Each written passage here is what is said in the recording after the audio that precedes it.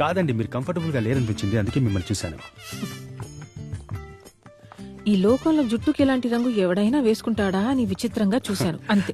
నువ్వేమనుకోకు. సరే. నిజానికి మీరు మూవీని లవ్ చేశారు కదా? ట్రై చేశాను, నా వల్ల కాలేదు.